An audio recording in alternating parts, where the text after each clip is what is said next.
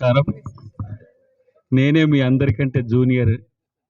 ఎందుకంటే first time నేను ఇలాంటి సమావేశంలో పాల్గొంటున్నందుకు ఎందుకో తెలియని అనుభూతి ఏంటో కొత్తగొచ్చింది. 10 నిమిషాల్లోనే. అంటే ఐ నెవర్ ఫీల్ ముందెప్పుడు నేను ఈ ఫీల్ కాలే. ఆఫ్‌కోర్స్ మా సతీమణి గతంలో పోయిన మీటింగ్‌కి వచ్చింది. నేను మిస్ అయినా. సరే నేను మిస్ అయినా తనను మిస్ కావద్దని చెప్పి పంపించిన. చాలా పెద్ద చర్చ ఇది. వారు చెప్పినట్టు ఇంతకుముందు. నాకు కులం లేదు కదా అనిపిస్తున్నది ఇప్పుడు. చాలా విచిత్రంగా నేను మాలమానాడు అధ్యక్షుడిని, జాతీయ అధ్యక్షుడిని. నేను మా స్కైలాబ్‌తో అంటున్నా. కుల సంఘం నాయకుడు కుల నిర్మూలన మీటింగ్‌కు రావడం. చాలా విచిత్రంగా అనిపించినా అసలు ఈ ఫీల్‌ని చూస్తే ఇప్పుడు అనిపిస్తున్నది ఏంటంటే నాకు కులం కాని కులం ఒకటి ఉన్నది కదా అని. దీంట్లో అన్ని కులాల వాళ్ళు ఉండొచ్చు, ఓసీలు ఉండొచ్చు టెక్నికల్గా రాజ్యాంగం ప్రకారం, తర్వాత ఎస్సీలు ఉండొచ్చు, ఎస్టీలు ఉండొచ్చు. ఇప్పుడు కలిసినాక ఇద్దరు వీరు వారవ్వచ్చు, వారు వీరవ్వచ్చు. కానీ వారు చెప్పింది నాకు ఒకటి ఇప్పుడు భయం అవుతున్నది. పెద్దలు చెప్పింది కులాంతర వివాహం చేసుకొని దేశాంతరం పోయి ఆ నుంచి ఖండాంతర వివాహం చేసుకున్న తన కూతురు నేపథ్యం చూస్తే మరి నా కూతురు పరిస్థితి ఏందని చూస్తుంది ఇప్పటికీ. ఎందుకంటే నా కూతురు ఇప్పుడు యుఎస్లో ఉంది, రేపు ఇంకా ఆ నుంచి ఖండాంతరం అయిద్దని. అంటే కులాంతర వివాహాలు చేసుకుంటే అంతరాలు పెరుగుతాయా ఏంటని ఒక భయం. కానీ ఇది మానవత్వం, ఇది మనిషి. నాకు తెలియకుండా జరిగిందని చెప్పను కానీ అంత తెలివిగా ఉన్నప్పుడు జరిగిన పెళ్లి మాత్రం కాదు మా ఇద్దరిది. ఎందుకంటే మామూలుగా వ్యక్తులను చూస్తే అందరు అభిమానిస్తారు. మొదటగా ఎవరైనా చూస్తే అభిమానిస్తారు, అభిమానించిన తర్వాత ఇష్టపడతారు. ఆ లెవెల్ వరకు ఓకే, భరించేది అది. కానీ ప్రేమించడం అనేది చూసిందాను, అది చాలా కష్టమైన పనే. ఎంతో ఇష్టమైతేనే చేసే పని. సరే ఆ విధంగానే మా ఇద్దరి మధ్యన స్నేహం పెరిగింది. ఇప్పటికీ తను స్నేహితురాలుగానే ఉండడం సంతోషం, భార్యగా లేకపోవడం. ఇదే క్యాంపస్లోనే మేమిద్దరం కలిసినాం. అయితే నా స్వార్థం ఎప్పుడు, పురుషుని స్వార్థం ఎప్పుడు ఏముంటుందమ్మా అమ్మకు తెలుసు. మా అమ్మగా అన్నది దాని ప్రేమ కోసం పెంచుకున్నది ఈమెకేసింది, ఈమె పెంచుకుంటున్నది. ఇదే నా జీవితం.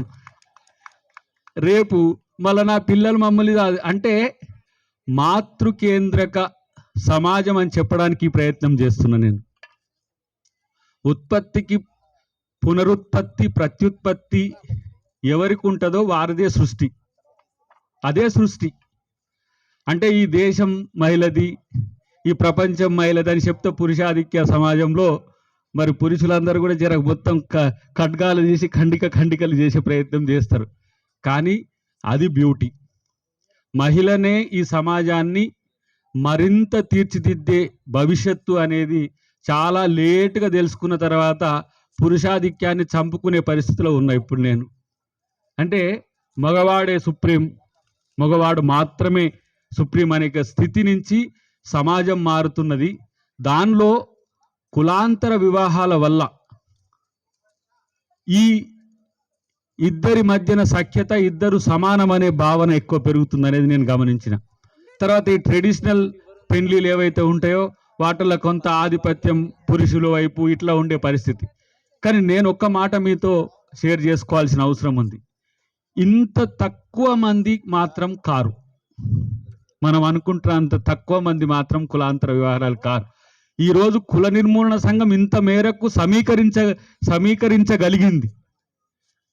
విస్తృతంగా పెరుగుతున్న కులం గోడలు బద్దలు కాదు, కులం అనే పదాన్ని ఉచ్చరించడానికి భవిష్యత్తులో ఆలోచించే సమాజం కూడా భవిష్యత్తులో రాబోతుందని నా యొక్క అంచనా. ఎందుకంటే చాతుర్వర్ణ వ్యవస్థ, మనువాదము, తర్వాత చాలా విషయాల్లో నాకు చాలా అప్పుడప్పుడు కన్ఫ్యూజన్ కూడా ఉన్నది. నేను బతుకుతున్న సమాజంలో నేను దళితునిగా బతకడం బంద్ చేసి దాదాపు నేను అనుకుంటున్న ఒక 22-23 సంవత్సరాలు అవుతున్నది. But still I'm Dalit. అంటరానితనం ఉన్నదన్నట్టుగా అంత పెద్ద నాయకులైనా దళిత నాయకులే అనుకున్నాడు. మరి అంటరానితనం లేకపోయినా దళితున్నే అనుకోవడం.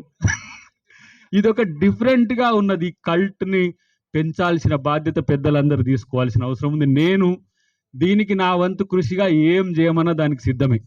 ఎందుకంటే రేపటి రోజులు మనం ముందు కనబడుతున్నాయి. అయినా సరే కులం ఒక బ్యారియర్ కూడా కాదు వాస్తవానికి. దీన్ని ఒక సిస్టమైజ్డ్ చేయడం వల్ల వచ్చిన ఒక అనార్కిక్ ఒక ట్రెడిషన్ ఎందుకో ఇంకా కొనసాగుతుండడం బాధాకరమైనప్పటికి కూడా నేను అనుకుంటే ఒక 10-15% ఆఫ్ ది ఇండియన్సో లేకపోతే ఇండియన్ కల్టో ఇతర దేశాల్లో ఉన్న వాళ్ళలో ఈ ప్రాక్టీసెస్ను కొంత ఎక్కువ చేస్తుండొచ్చు. కానీ భారతీయుల్లో కూడా కులం ప్రాధాన్యత తగ్గుతున్న సమయంలో ఇక కొంతమంది మిత్రులు మనం ఇక్కడ మాట్లాడుకోవచ్చో మాట్లాడుకోవద్దో స్వేచ్ఛ ఉంది కదా, వాడు పాతరాతి యుగానికి తీసుకుపోతుండు దరిద్రుడు, లేకపోతే శిలాయుగానికి తీసుకుపోతున్నాడు. అసలు మనిషి అనేటోడు బతుకుతున్న కొద్దీ మనిషిని మాత్రమే చంపేదే కులం, మానవత్వాన్ని చంపుతున్నదే కులం. ఇప్పుడు ఈ జంటను చూసిన నేను, పెళ్లి చేసుకోవడానికి ఇన్ని తిప్పలా, ఇన్ని ఘాట్లు పడాలి, కత్తులు రాడ్లు, అంటే వాడు అంత దరిద్రుడు అన్నట్టు అవతల వైపోడు. కనీసం మానవత్వం లేని వ్యక్తిత్వం అన్నమాట. కాబట్టి మా పెళ్ళి అయితే పెద్దగా స్పర్ధలతోనో దూరాలతోనో జరగలేదు. అదృష్టం. వారి వైపు కుటుంబమైన మా వైపు కుటుంబాన్ని ఇప్పటికి కూడా మేము ఎంజాయ్ చేస్తాం.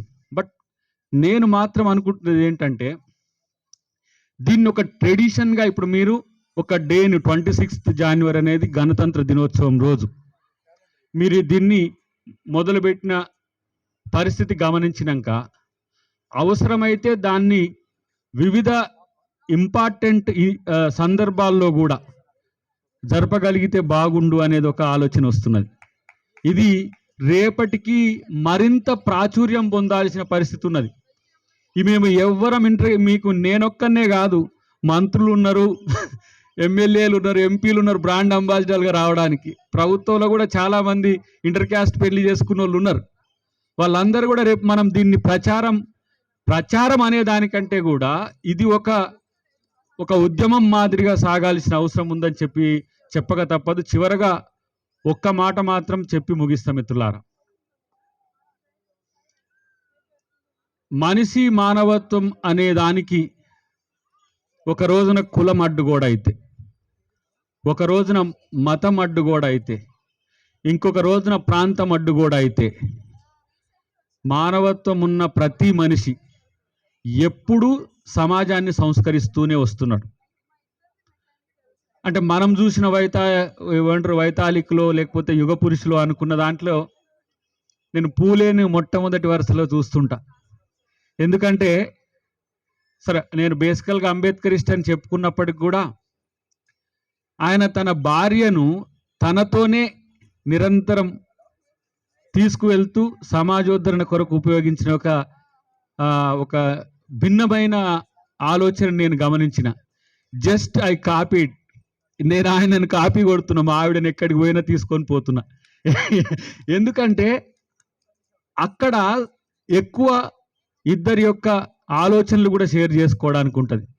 కానీ సమాజంలో ఇంకా స్త్రీ కులాంతర చేసుకొని మతాంతర చేసుకొని ఈ స్త్రీ అంతరం పెంచకుండా మరింత దీంట్లోనే అంతర్భాగంగా మనం ఒక కార్యాచరణ తీసుకుంటే మంచిదని చెప్పి తెలియజేస్తున్నా.